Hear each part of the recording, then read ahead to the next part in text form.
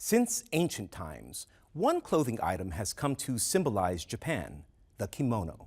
Sometimes practical, sometimes luxurious, and sometimes carrying covert messages.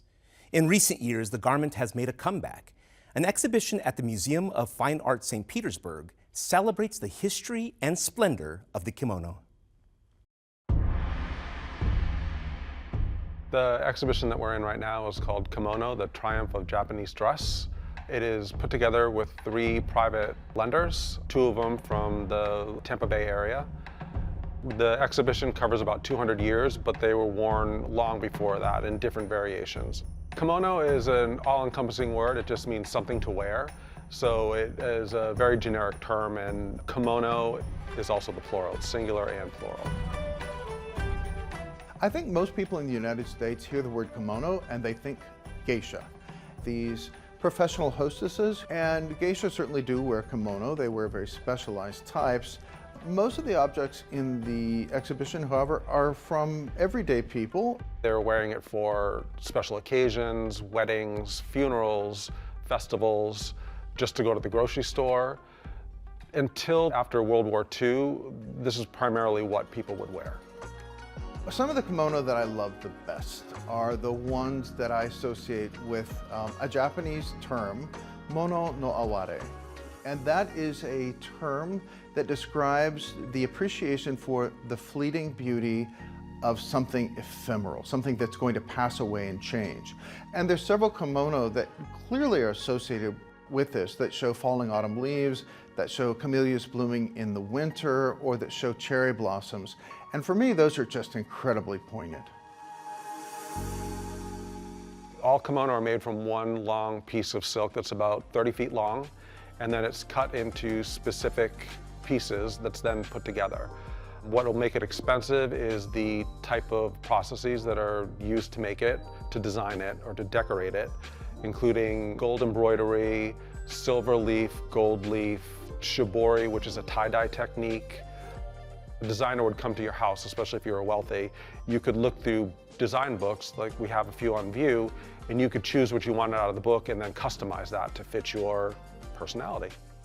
We have another kimono in the front gallery worn by a younger woman before she was married, and there's embroidery all over it that shows books and art supplies, so she's really advertising, I'm literate, I'm artistic, and that's what she was wearing in order to find a husband. So the man would see that and they would understand who this woman was.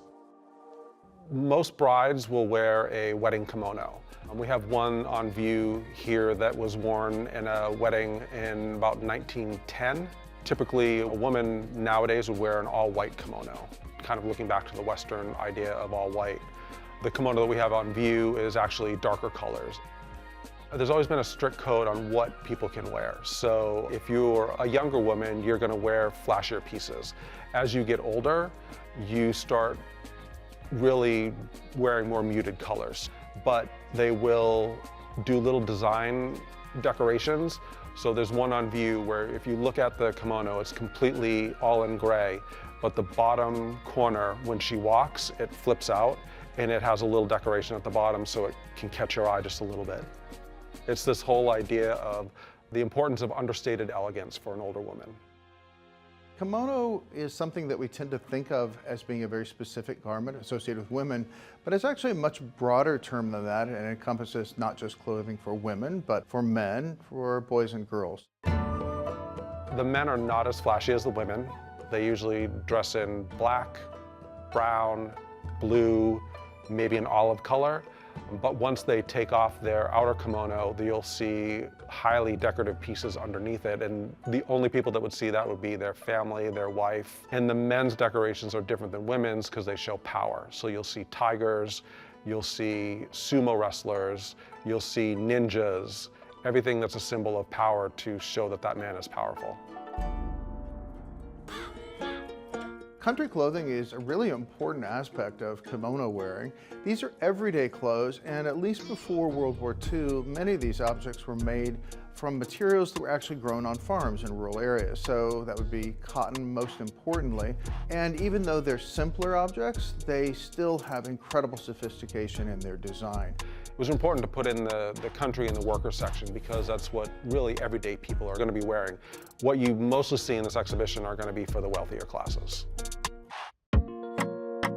As soon as the West was associated with Japan, as soon as the United States had opened the ports, it was flooded with all sorts of outside influence. There were people from all over Europe coming to trade with the Japanese. And the Japanese were very clever in what they were doing, and they realized that there was a market for kimono in the West. And so what they almost immediately did was change the style of the kimono and the cut of the kimono so they fit Western needs.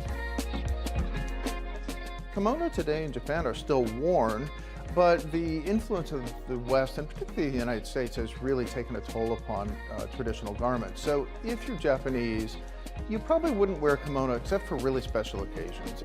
Because kimonos are so expensive, one of the things I learned recently is, especially for weddings and for formal occasions, for festivals, there's a whole rental market now for kimono. So you see a lot of shops that cater to rental pieces, and we have a few pieces that you can tell that they're rental pieces because on the interior they may be a number. So, you know, I want number 316 for this formal occasion. Today, also, however, you will see people in Japan wearing kimono more informally, and this is true around the world. I think people have really come to appreciate them as simply exquisite garments.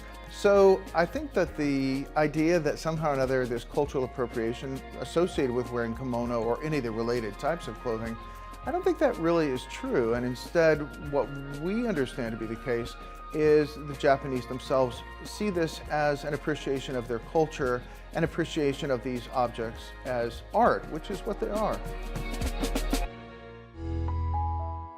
To see more, visit mfastpete.org.